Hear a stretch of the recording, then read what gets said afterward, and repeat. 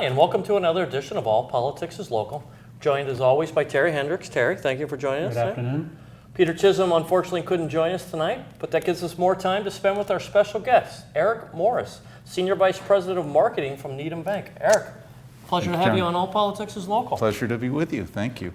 So real quick, let's just jump in. Why don't you, the people in Ashland are probably aware that Needham Bank has come to Ashland. I think it's a wonderful addition to the town. Thank you. Right downtown. Why don't you take a couple minutes and brag a little bit about the bank a little bit and tell us about Needham Bank. And about yourself, of course. Absolutely. Well, thanks. I'd rather talk about the bank. I think it's probably more interesting. Needham Bank's a 124-year-old bank. We think of ourselves as the evolution of community banking. Essentially, there are really two kinds of banks out there. There are the very large banks, and then there are the community banks. We think of ourselves as one of the leaders in community banking in this state and in the region. Our story is an interesting one.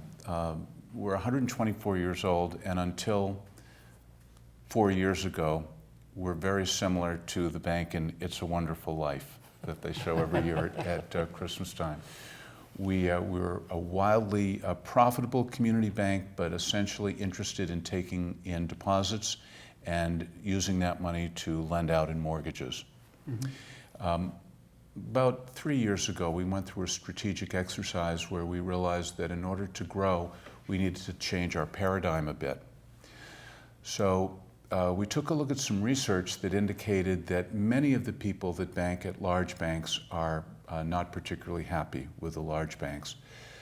And we took a look at the churning that exists among people who choose to bank at a big bank, and oftentimes they'll leave one big bank for another. People weren't leaving big banks for community banks because there was a feeling that they couldn't get the same products and services at a community bank that they could get at a large one. So we undertook a fairly exhaustive exercise to redo all of our products. And we designed them in a way so that they would be at least as good as the products at the big banks with whom we wanted to compete. Because we thought if someone was going to leave a big bank, we needed to give them something at least as good as what they had, if not better. And that was a fairly difficult exercise for us. It took us about a year. But after we did that and started marketing, our sales just took off. And 4 years ago, we were probably $950 million in assets, and we're now about twice that size.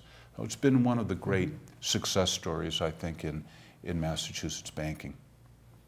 How would you rank Needham Bank compared to things like, the digital credit union, which is, I've seen it go from, its very beginnings to where it is today, and it's a pretty successful credit union, and Middlesex Bank, as we were talking about. How would you compare Needham in both size and breadth of services? It's a real compliment for us to be mentioned in the same sentence with either one of those banks. They're both very well-run institutions, and we have a lot of respect for both of them. Mm-hmm. I think we'd like to think that our products are a little bit better, and at the end of the day, I think that's what people look for, is the best product. Well, when you say better product, how do you think you differentiate yourself? I mean, you've obviously been successful, so you must have some product differentiation there that's helped your success here in the last few years.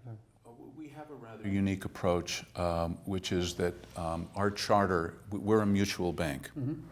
So many banks are publicly traded. The large banks are all publicly traded.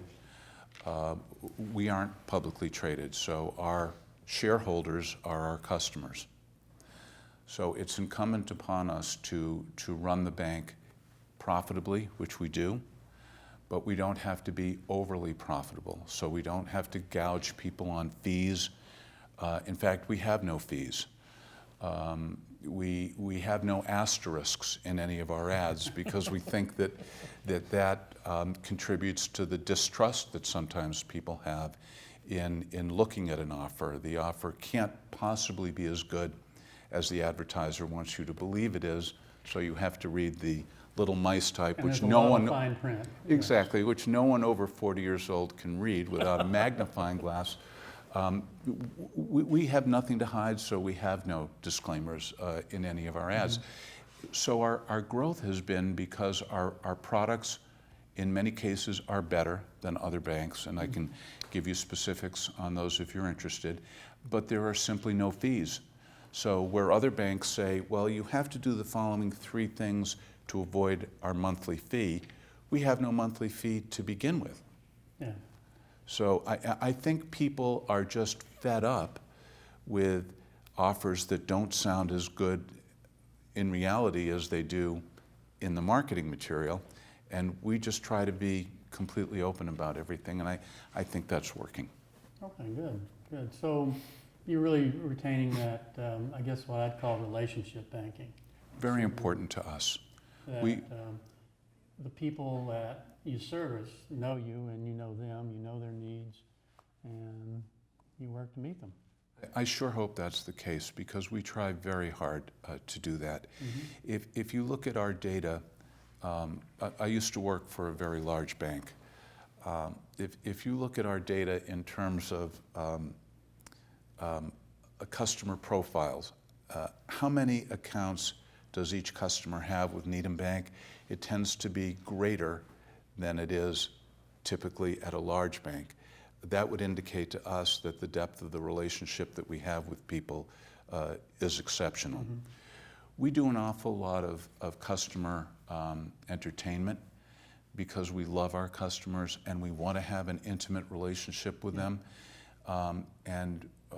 When we have these customer events, there are no name tags and we make no speeches, which people find amazing. Makes them even better entertaining, yeah.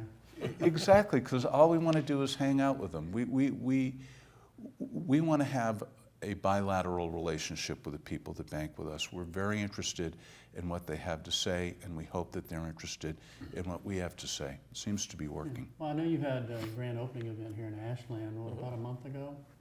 Unfortunately, it rained, but you still had a great It turnout. The weather was still, terrible. I wasn't able to attend, but everything I heard about it, it was a nice event and well accepted, and everybody who went. Super Bowl hero Malcolm Butler came out, and Well, I mean, I ran into so many kids that I got my picture taken with Malcolm Butler. So I mean, it was a good initial thing.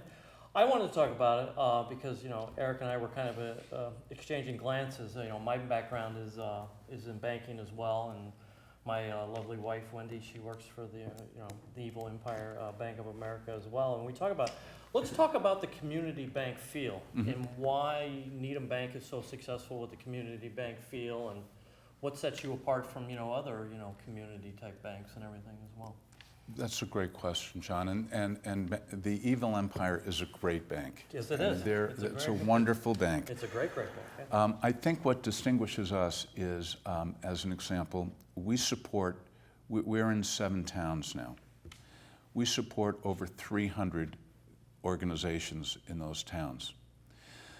And we do it in a unique way. Many of the organizations we support are ones that aren't terribly glamorous. We're an inefficient funder in that we don't have a foundation that meets twice a year and then gives out a bunch of large grants.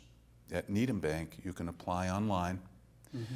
Your application will be reviewed every Tuesday afternoon, and we cut checks on Wednesday. It's a pretty easy process. But we feel, because we're a community bank, a deep obligation to support whatever is best for the community. And there are a lot of very well-intentioned people in the communities we serve that are volunteering many hours to make the community better. That's something that we share in common with them. And it's something that the big banks, they do many wonderful things. They simply can't do it. And when I look at the donor list of the now 304 organizations that we support, I don't see the name of any large banks on those donor lists. And I insist on meeting with each of those organizations. And I want to meet with them because I want to understand what they're doing in the community. I want our bank to be more than a donor. I want to be their partner. And if I can inconvenience them enough to come in to talk to me, or I'll go to them for a half hour, there's a much better understanding on our part of what the organization does. And when we can understand what they do, we can offer more ways to help them beyond being a donor. Mm-hmm. And one example of that is our marketing department. We have a very small marketing department, but we have really great people that work in there. They know how to work efficiently, so we have a little excess capacity. We use that capacity to act as the marketing arm for many of these organizations that we support. So they don't have a marketing staff, nor do they have a budget to do marketing, so we'll design things for them. Mm-hmm. In some instances, we'll print the items for them. That's a big deal. That's very big. I think it is, and honestly, that is our DNA. We are absolutely a community bank, and whatever is best for the community is what we're interested in. Well, let's talk a little bit about, because Terry and I play a very, very small role in it, but Terry and I are on the Ashland Redevelopment Authority, which is the piece of property, we own the piece of property just adjacent to the Needham Bank in downtown Ashland, mm-hmm. where they hold the most wonderful event every weekend at the Farmers Market. Incredible. And your bank is graciously doing a lot of promotions with the Farmers Market. Can you comment a little bit on that? Well, we support the farmers market in every town that we're in. Mm-hmm. And so when we knew we were coming to Ashland, we reached out to the leadership of the market to introduce ourselves, to try to understand how can we help. And we've developed a great relationship with them. We really do a lot for them. They do a lot for us. I've never seen a farmers market as popular as the one here. In some of the towns that we're in, you're lucky if there are 35 people that come on a Saturday. I've never seen anything like your farmers market. It's really impressive. Well, Ashland's always had an interesting history of having a gathering place, and especially on Saturday mornings. And this is Ashland Farmers Markets. I think this is their fifth year. I want to say this is maybe their third or fourth. I don't think it's 5, but it's getting up there. Yeah, it's getting there. Yeah. So it's a nice place to go. There's some good food. There are other things. I think there's jewelry and there's always somebody there to chat with, which I think is a large draw. So it's part of, I think, Ashland's DNA. Mm-hmm. And there's a lot of people in the community that care about the community, care about the environment. About 30% of Ashland is in conservation land. Open space. Yeah. Open space and conservation land. So the town is, that's a large population of people that care in a lot of ways. And you see a lot of them right there on Saturday mornings. So, and it's nice to have your bank right there, next door. It's a great location. We love being there. There was so much to learn about Ashland when we identified it as a town that we wanted to open a branch mm-hmm. in. And I admit, I knew very little. I live right nearby, and I knew very little about Ashland, but I'm so impressed about you seem to take a very aggressive approach to alternate energy mm-hmm. sources, mm-hmm. and we were delighted to donate a solar-powered bench down near where the farmers market is. What's that called, a Zeus? It's SOOFA, S-O-O-F-A, fairly new company. They haven't sold many of them, but very pleased with the product that they have. I was a little nervous where mm-hmm. they didn't have much of a track record, mm-hmm. So I didn't want to donate something to the town that might not work a week later. But every time I come out, I check on it, and it's working beautifully. And where's that? It's located across from your bank, though, isn't it? Yes, near the play area where the farmers market is. So. Yes, the skate park. Yeah, skate park. Skate park area. Well, that's wonderful. Yeah, Ashland takes its green community very, very seriously, and a lot of things have been done. So, I mean, that's another quality addition to the town. So, on behalf of the town, thank you for that. You're very, very nice. You're entirely welcome. Now, you also have a promotion going on with new checking accounts with the farmers market as well, correct? We do. So just a word on our checking account, because I think that's a great example maybe of what we were talking about earlier. Our checking account, I think we're the only bank that has decided to only offer one kind of checking account. And our reason for that is that as much as we three might think about banking and financial matters, at the end of the day, it's a fairly low interest category for most people. I don't think people walk into a branch of any bank knowing that they want to purchase the special blue circle rewards 50+ checking account. So we thought instead of confusing people further, let's just give everyone the same checking account. It comes fully loaded with everything we offer, including a 5-star mobile app, a robust online banking platform, and everything is free. So once we started doing that, which was about 3 years ago, we found that our sales just started taking off. And I think what has happened is that we've sort of positioned ourselves as the alternative to the big banks. We have a ton of respect for all banks, particularly other community banks, but there is a segment of the audience out there that is disenfranchised by their big bank. And we think we can offer them something even better than what they have now, because with our checking account, you can use your debit card at any ATM in the world, and whatever that bank charges you, we'll reimburse. Okay. It doesn't matter where you are in the world. It doesn't matter if you have $10,000 with us or $10 with us. We'd prefer 10,000. Yes. But we reimburse all ATM fees for everyone all over the world. So we thought when we got to know the folks at the farmers market, we made what we think is a fairly significant donation to them, and then we wanted to go over and above that. So our marketing department is helping them with stuff, but we offered them a challenge grant. And the challenge grant is this: for everyone who comes into our Ashland office and says, I'm here to support the farmers market, we'll donate an additional $100 to the farmers market. And there's no cap on that. That's potentially quite a bit of money.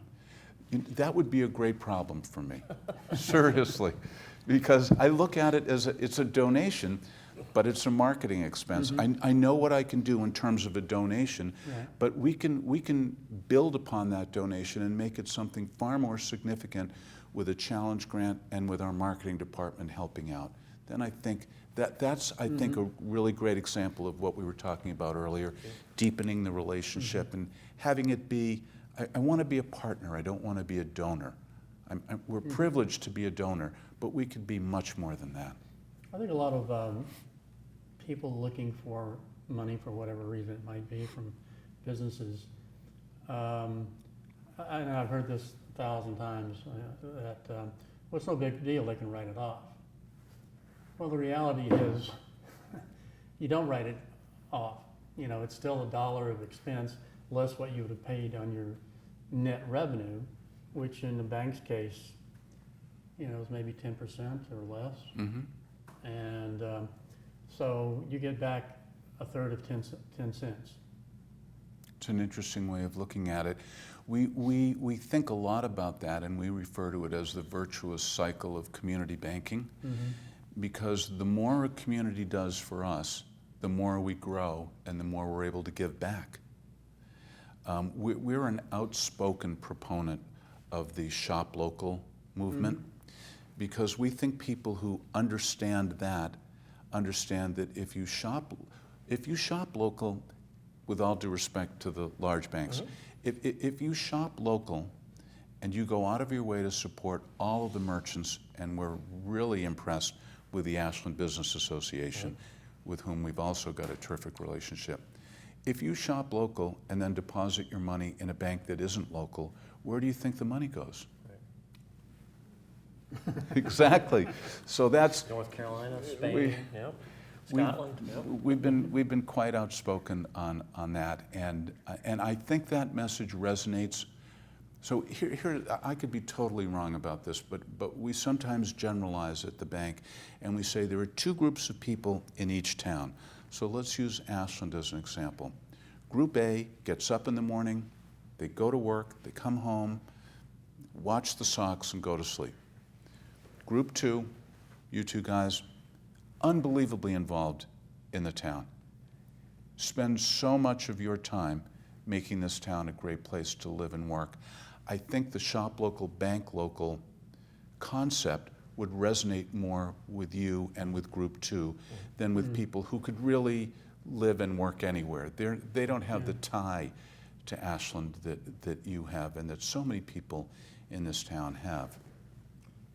Ashland has a lot of volunteers to Unbelievable improve the town, amount. yeah. In Really? fact, I always think we have too many committees in town anyway. but- Well, that's a whole other That's thing. a whole That's a nother- whole, that's a whole Right, well, you know, it's exactly. because what's happened in the town is people are allowed to have a voice, and people are listened to in Ashland. So there are a lot of committees that people can participate in as much as or as little as they can, and you know, although you do find a number of people that are on 4, 5, 6 different committees.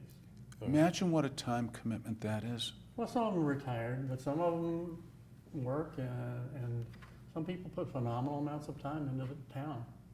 And they do it because of a cause they believe in, or maybe the cause is just Ashland, or it's conservation, or whatever it might be.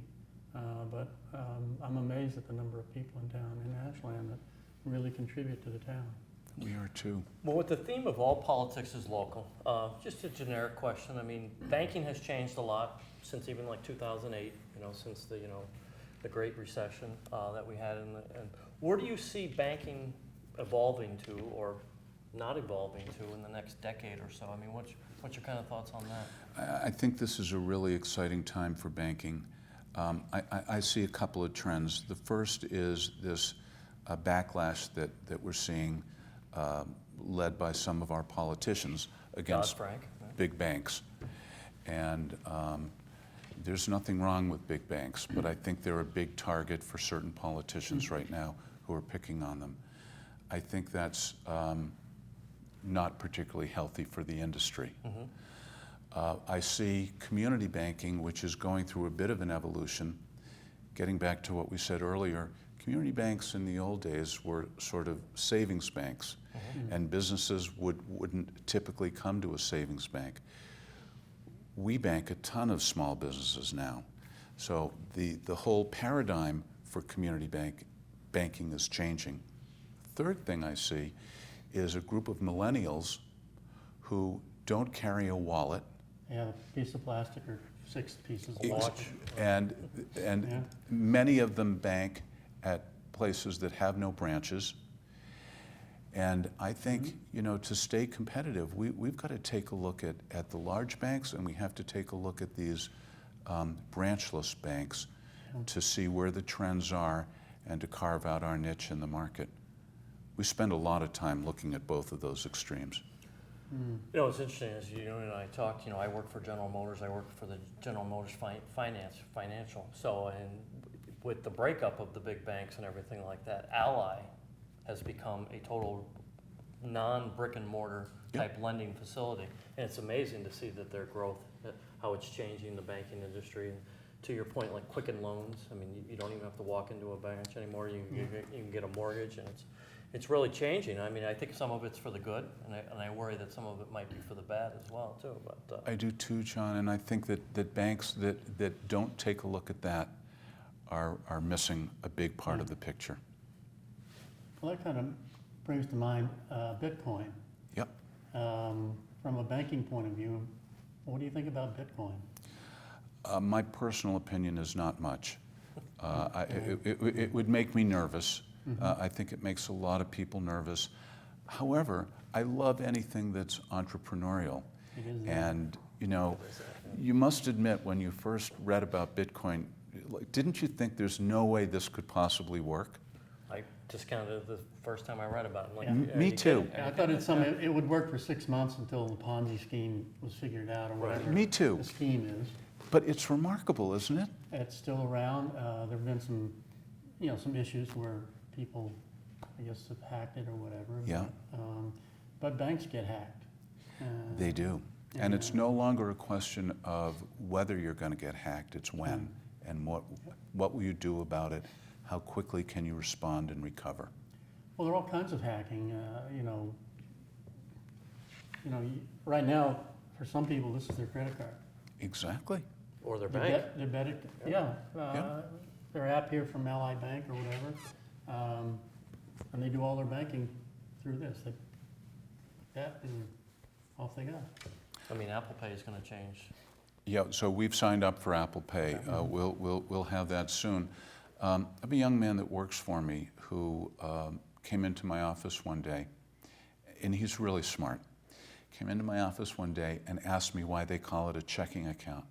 Because he doesn't He's write never checks. written a check. Never writes a check. Huh? Isn't that He interesting? probably just goes on, Exactly. yeah. It's like kids asking me what's a record player. Now people are asking what are checks. Wow. So it's a changing world. Yeah. It's a changing. But So the interesting, record players have come back to a certain degree. Yeah, to a lot, Vinyl yeah. records. I never should have gotten rid of my record collection. Yeah, there you go. If you look at bank trends across the country, the traffic in branches industry-wide is coming down. So fewer people are actually Dramatically, right? Yeah. going into a branch. And the reason for that is they can do so much over their phone And ATM. or a laptop or a tablet or whatever. And ATM activity is actually coming down industry-wide as well because people are using their debit cards. So they go to make a purchase and they say, can I have an extra $100? They don't even go to an ATM anymore. It's so interesting to me how quickly things are changing in an industry where things really haven't changed very much in a long time. Well, it was also interesting that when Social Security went to mandatory direct deposit with checks, it cut a whole market of foot traffic out of the banks out. Yep. And that was, we're going on, 2 years on that? And a Yeah. very traditional Traditional. bank customer who did a lot of banking and paying bills by going to the business and going to the bank. And loved coming in on the 3rd of every month. Well, it was part of their it was routine. part of social event. Part of their Yeah. social, Yeah. Yeah. And that's changed. And I mean, it was just amazing to see the foot traffic just decrease as soon as that came. And, Yeah. and the angst of people, is my money there? They would call the first couple of months to make sure that the money, and money always shows up, knock on wood. So we've just got a couple more minutes. What's the future of Needham Bank going to look like in the next, couple of years, growth-wise? Or? I think our growth will slow down. We don't want to get too large too fast, and we don't want to lose who we are. We're so appreciative of everyone in this town and the receptivity that we've had here. Frankly, we've done far better than we projected, and our projections were optimistic because we're all essentially optimists at the bank. Delighted with what's going on in Ashland. We'll be opening a new office in Millis, probably in October, and we'll open a new office in Natick first quarter of next year. That's significant for a bank our size to go from 6 to 9 branches in a short period of time. But there are different ways to grow, and I think that's consistent with our community roots. But it's all 20 minutes from your, maybe a half an hour at the most from your headquarters in Needham. Yeah, we serve a very unique market out here. There are a number of unique qualities to the Metro West region, and we have not historically been an aggressive marketer. And even when we came to Ashland, people hadn't heard of Needham Bank. They were curious, why would a bank in Needham want to come out here? But I think if given the opportunity to come into a new town, people will understand 60, 90 days out what we're all about. I do believe we're Well, your different. initial mailer, which I believe went to every mailbox in town, I think was very, very impactful. One, it was a Thank great you, John. presentation, but also I think it really caught a lot of people's attention. Unfortunately, we're running out of time. We never seem to have enough time on the program. Terry Hendricks, thank you as always for joining us. Eric, thank John. you for representing Needham Bank. Thank you, sir. You're Real kind quick, to have me. folks, take advantage of what Needham Bank. I think we've got a good partner here in town, and I'm excited about having that partnership. And keep in mind about the farmers market promotion. For every new checking account opened at Needham Bank, a $100 donation will go to the farmers market. So that's a good way that you can support 2 causes at once. And once again, thanks for watching All Politics is Local, and we'll catch you next time.